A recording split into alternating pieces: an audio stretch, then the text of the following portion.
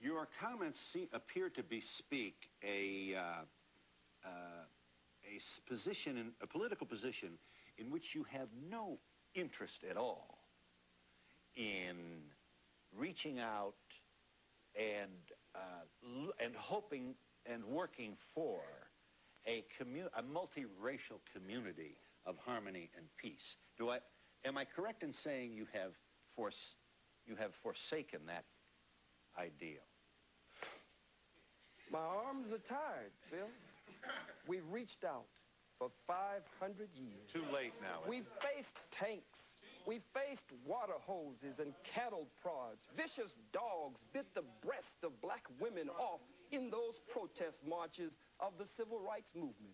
Vicious four-legged dogs sicked on us by two-legged dogs, bit into the groin and the private parts of black men, women, and children. So, Mr. Donahue, I believe that the white man is absolutely disagreeable to live with in peace, and that no one has been able to get along with him nowhere on the face 196,940,000 square miles of the planet Earth. And so you will continue this rhetoric. You will continue using... And action.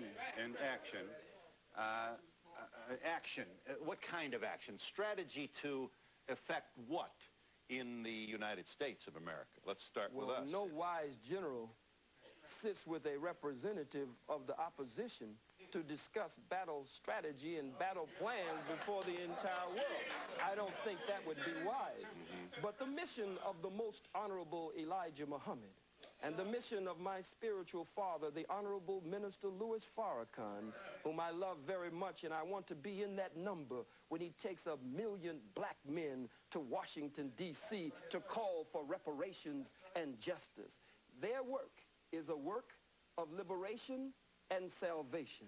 Their work is a work to raise the mentally and spiritually dead black man and woman after we have been robbed of our names, our language, our religion, our culture, our God, our folkways, mores, and robbed of a power, the power of our own being. Lift up the Pope's skirt to see what's under there. This is high school stuff. Words like faggot. It's an immature sort of failure to really get out of the old Beavis Butthead kind of environment. Certainly you can't be proud of this kind of language that you use. Well, if it is high school, then faggot? The Bible, listen for a second, the Bible speaks of lifting up the skirts of the garment. Oh, I'm surprised that you feel. It's a metaphor. It's symbolic language. I'm not at all interested in what is under the Pope's clothes. I'm not into that. It's a metaphor.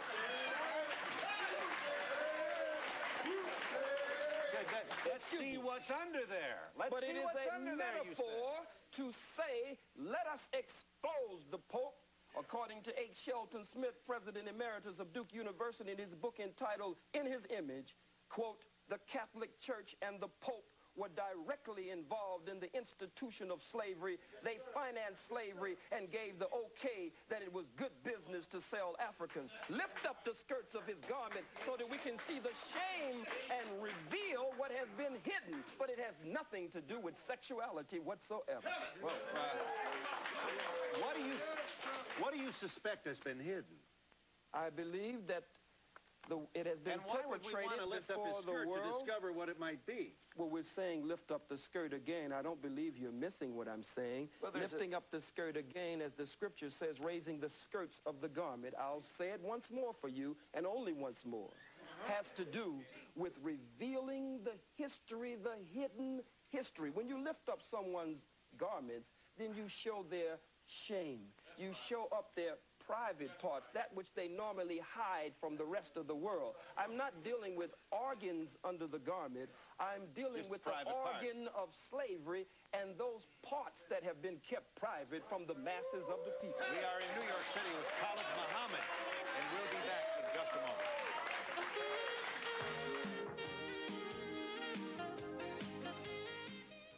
Here is just one of the comments that provoked the Anti-Defamation League to take out a full-page ad in the New York Times and other newspapers.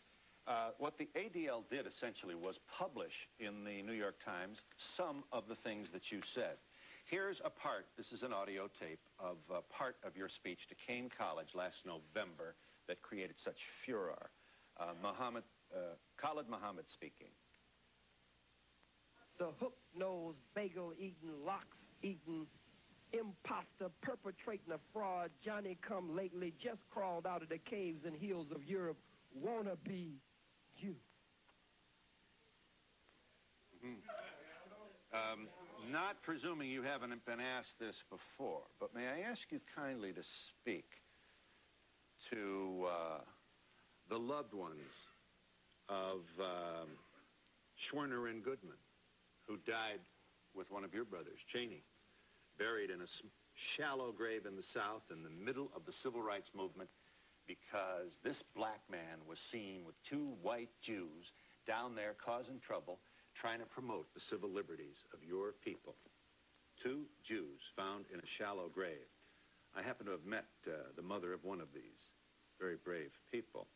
And when she sees this, we can only speculate what must go on in her heart. You would want to say what to her? I don't have anything to say to her. You just condemned all Jews with that observation, with this alliterative kind of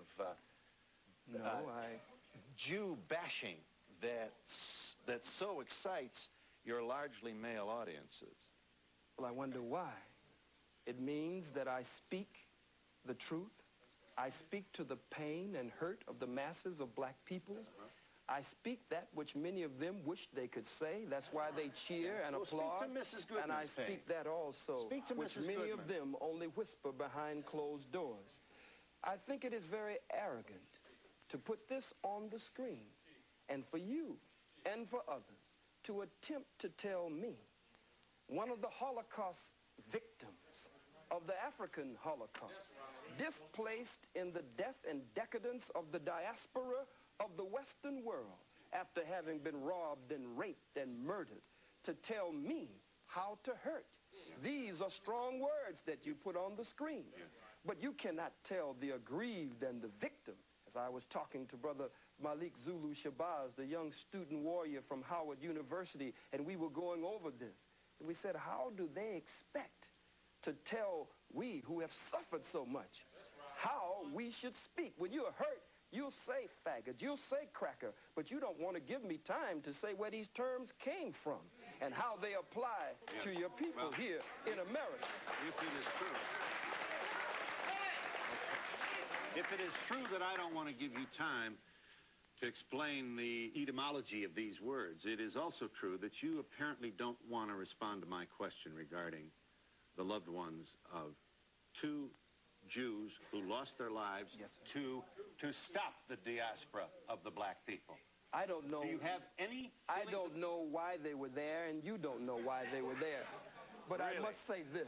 So you're wondering whether they were there for your people? I'm not wondering at all about them. I'm concerned with the suffering and the pain of the masses of black people. No one wants to pay reparations.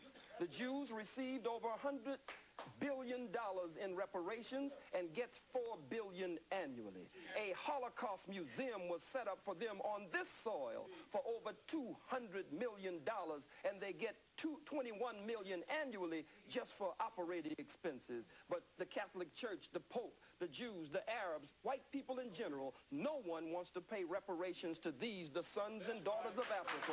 So I speak to them. I don't speak. I speak to them. I don't speak to the family of those two Jews. There are too many of us for me to speak to them. You don't want to take any time to make any particular We've given statement. all the time we've been in America. Now it's time we do something for ourselves. We are the same people, Phil, that when you beat us and rearrange our eyeballs in the socket and rearrange our face and beat us and stomp us before the world, we're the same people that get up because God just made us with tender and sensitive hearts as his chosen people and say, well, can't we just get along? Be united.